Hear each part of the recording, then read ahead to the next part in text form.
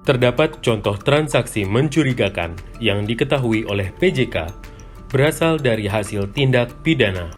Rekening atas nama Mr. X yang lama tidak aktif tiba-tiba mendapat transfer uang masuk sebesar 3 miliar rupiah dari luar negeri. Kemudian dari rekening tersebut terdapat perintah untuk mentransfer lagi ke beberapa rekening lainnya masing-masing 1 miliar rupiah.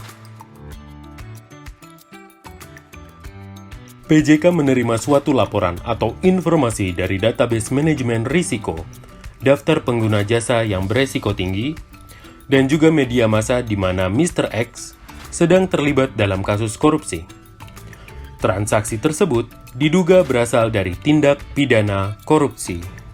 Dari contoh kasus transaksi tersebut, langkah proaktif apa yang bisa diambil oleh PJK dalam rangka mencegah pencucian uang? Selain melaporkannya sebagai LTKM ke PPATK, PJK juga dapat melakukan penundaan transaksi paling lama 5 hari kerja pada kesempatan pertama. Apa itu penundaan transaksi? Penundaan transaksi adalah tindakan PJK untuk tidak melaksanakan transaksi atas inisiatif sendiri ataupun atas perintah penyidik, penuntut umum, atau hakim. Kemudian, bagaimana cara melakukan penundaan transaksi? Pelaksanaan penundaan transaksi atas inisiatif PJK dicatat dalam berita acara. Berita acara dibuat sebanyak 2 rangkap dan 1 salinan. Kemudian, salinan berita acara disampaikan kepada pengguna jasa. Penundaan transaksi tersebut juga wajib dilaporkan ke PPATK dengan melampirkan berita acara dalam waktu 24 jam. Laporan penundaan transaksi harus menyebutkan secara jelas mengenai 1. Tanggal dilakukannya penundaan transaksi. 2. Pernyataan bahwa telah dilakukan penundaan transaksi. 3. Nama pengguna jasa. Dan 4. Nomor rekening pengguna jasa. PPATK akan memastikan pelaksanaan penundaan transaksi dengan meneliti aspek formil, meliputi 1. Jangka waktu pelaksanaan penundaan transaksi. 2. Alasan penundaan transaksi. 3. Pencatatan berita acara penundaan transaksi. 4. Penyampaian salinan berita acara penundaan transaksi kepada pengguna jasa. 5. Penyampaian laporan penundaan transaksi kepada PPATK dengan melampirkan berita acara penundaan transaksi dalam waktu 24 jam. Setelah 5 hari kerja, PJK harus memutuskan akan melakukan transaksi atau menolak transaksi tersebut. Penolakan dapat dilakukan sepanjang tidak ada permintaan penghentian sementara transaksi dari PPATK ataupun perintah penundaan transaksi dari penyidik, penuntut umum, atau hakim. Ada beberapa parameter penundaan transaksi yang dilakukan oleh PJK, yaitu 1. Transaksi patut diduga menggunakan harta kekayaan yang berasal dari tindak pidana. 2. Rekening untuk menampung harta kekayaan yang berasal dari hasil tindak pidana. 3. Diketahui dan atau patut diduga menggunakan dokumen palsu. Penundaan transaksi juga dapat dilakukan atas permintaan penyidik atau penuntut umum atau hakim, dengan syarat formalnya sebagai berikut. 1. Nama dan jabatan yang meminta penundaan transaksi. 2. Identitas setiap orang yang transaksinya akan dilakukan penundaan. 3. Alasan penundaan transaksi. 4. Tempat harta kekayaan berada. Prosesnya yaitu aparatur penegak hukum menyampaikan perintah penundaan secara tertulis kepada PJK. PJK wajib melakukan penundaan transaksi setelah surat diterima maksimal 5 hari kerja.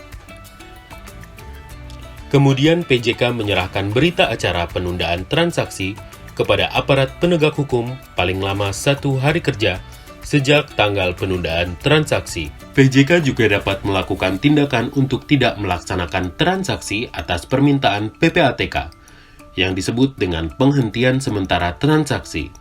Dasar permintaan penghentian sementara transaksi yaitu 1.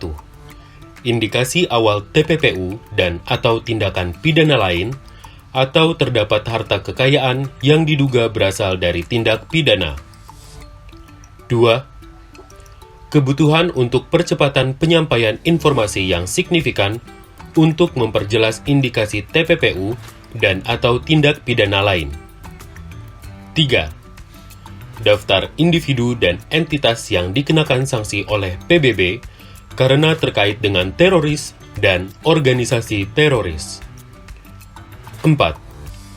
Informasi lain yang diterima PPATK. Pelaksanaan penghentian sementara yaitu paling lama 5 hari kerja dan dapat diperpanjang sampai dengan 15 hari kerja. Prosesnya yaitu PPATK meminta PJK untuk menghentikan sementara transaksi. PJK segera melakukan penghentian sementara transaksi setelah surat dari PPATK diterima dan dicatat dalam berita acara penghentian sementara transaksi yang dibuat sebanyak 2 rangkap dan 1 salinan. Kemudian melaporkan ke PPATK dengan melampirkan berita acara tersebut paling lama 1 hari kerja sejak waktu penghentian sementara transaksi.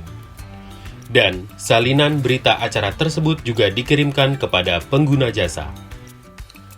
Atas penghentian sementara transaksi tersebut, apabila tidak ada pengguna jasa yang mengajukan keberatan, maka PPATK menyerahkan penanganan harta kekayaan kepada penyidik untuk diselesaikan sesuai dengan ketentuan peraturan yang berlaku.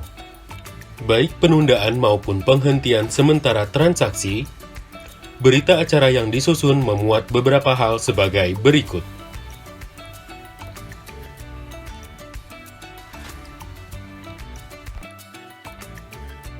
Penyidik, penuntut hukum, atau hakim juga berwenang memerintahkan PJK untuk melakukan pemblokiran atas harta yang diketahui atau diduga merupakan hasil tindak pidana dari 1.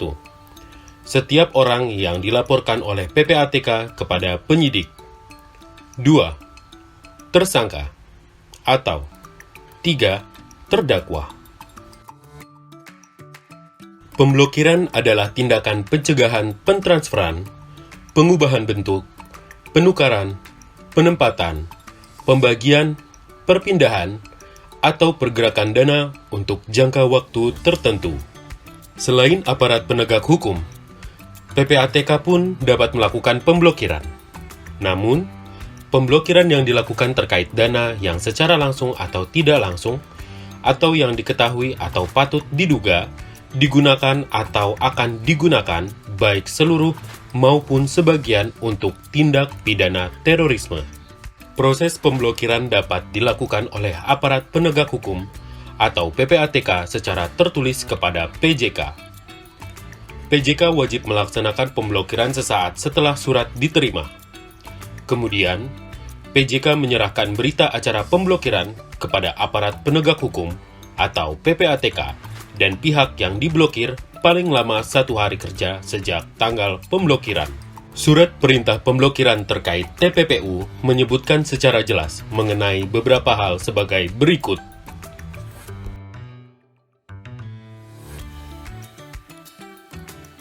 Surat perintah pemblokiran terkait TPPT menyebutkan secara jelas mengenai beberapa hal sebagai berikut.